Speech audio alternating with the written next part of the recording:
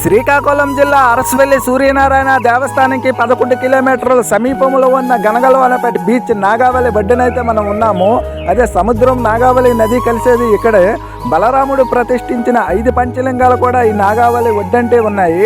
అలాగే నాగలు పట్టుకుని దున్నికని వచ్చారు కాబట్టి బలరాముడు నాగావళి నది అని పేరు వచ్చింది. అటు పనమట వైపు కానీ మనం చూసుకుంటే విశాఖపట్నం సుమారుగా 4 గంటల నుండి 5 గంటల సమయం పడపైన పడుతుంది. అలాగే ఇటు తూర్పు వైపు కానీ చూసుకుంటే కళింగపట్నం, బాన్లపాడు, అలాగే ఒరిస్సా కూడా చేరుకోవచ్చు.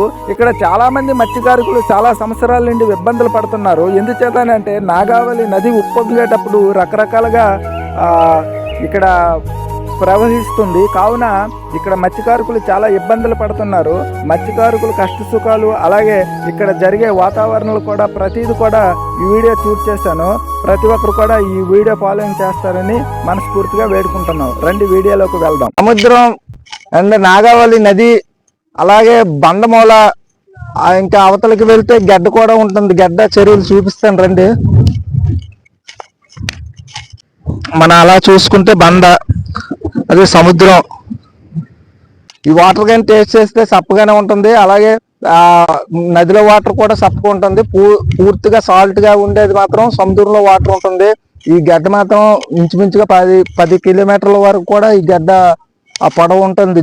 జోరుగా 10 కిలోమీటర్ల వరకు సుమారుగా అనేది రొయ్యల చెరువులు అనమాట. రొయ్యల చెరువులు అండ్ గడ్డ, నాగావళి నది, సముద్రం, అలాగే బండమూల, ఒక ఐదు కూడా ఒకే దగ్గర ఉండే ప్లేస్ అయితే మాత్రం గనగలవనపేట.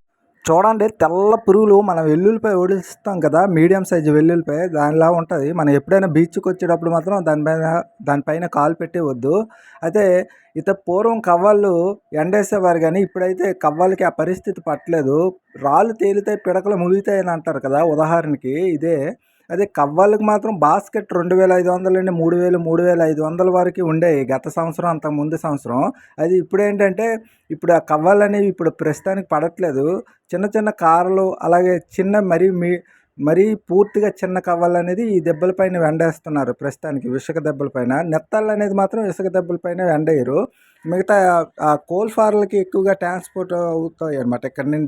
ఇక్కడ నుండే కాదు, రకరకాల బీచ్ల నుండి కూడా ఎండు చేప అనేది మిగతా రాష్ట్రాలకే ఎక్స్పోర్ట్ అవుద్ది అనమాట. మన చాలా బీచ్ల దగ్గర కూడా ఇలా సీసాలు విసిరేస్తారు. మత్స్యకారులు వేటకు వెళ్ళేటప్పుడు వాళ్ళకి చాలా ఇబ్బందిగా ఉంటుంది. దయచేసి ఫ్రెండ్స్, ఎప్పుడైనా అలా తాగిన వాళ్ళు వెళ్ళేటప్పుడు మాత్రం అలా విసరొద్దు. ఇక్కడ మత్స్యకారులు ఉన్నారు. తాతయ్య గారికి ఇక్కడ ఉండే కష్టసుఖాలు ఒకసారి ప్రేక్షకులకి తాతయ్య గారు చెప్తారా, సబ్స్క్రైబర్కి కూడా?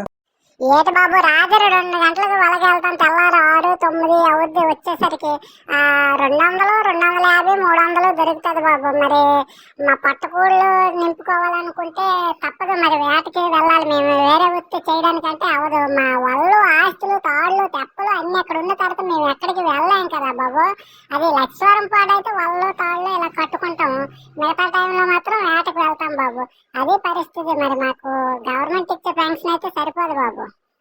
తావేళ్ళు ఎక్కువగా పడే ప్రదేశానికి వచ్చాము. అంటే తావేళ్ళు ఇక్కడ పడవు, కాకపోతే చేరుతాయి సముద్రం నుండి. అలాగే నాగావళి ఒడ్డున వచ్చిన చెత్త కూడా ప్రతిది కూడా ఇక్కడ చేరుతుంది. సముద్రం నుండి వచ్చే చెత్త కూడా చేరుతుంది. చూడండి, అది సముద్రంలో మా ఫిషింగ్ బోట్కి వల్లకి కడతారు బోయ, అది కూడా ఇక్కడికి చేరుకొచ్చింది.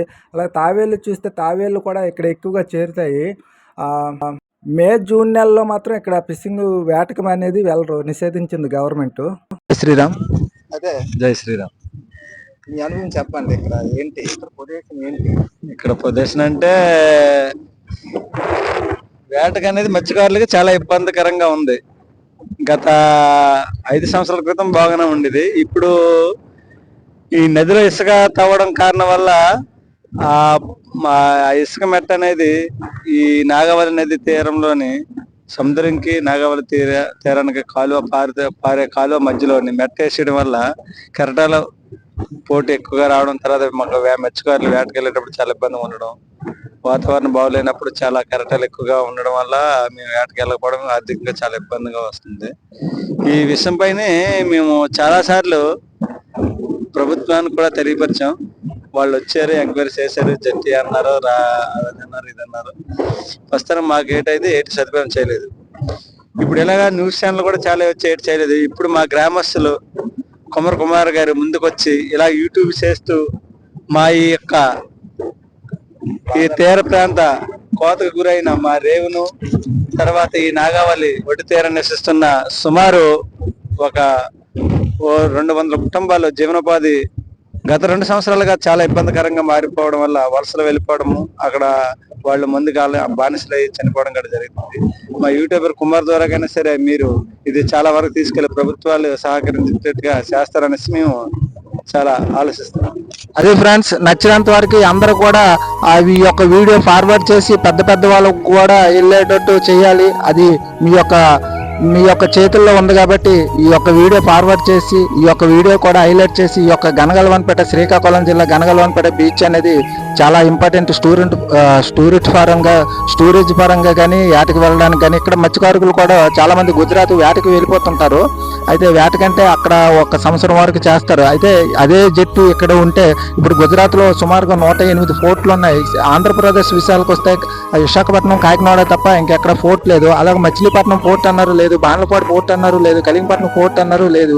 ఇది ఎలా ఉందంటే పుష్కరాలు వచ్చేటట్టు వస్తున్నాయి, అలాగే పుష్కరాలు వెళ్ళిపోతున్నాయి. అవి మాకు ఇలాగా కళలు మాత్రమే మిగిలిపోతున్నాయి తప్ప ఇక్కడ ఏ ఫోటో లేదు, ఏ జడ్డి కూడా లేదు.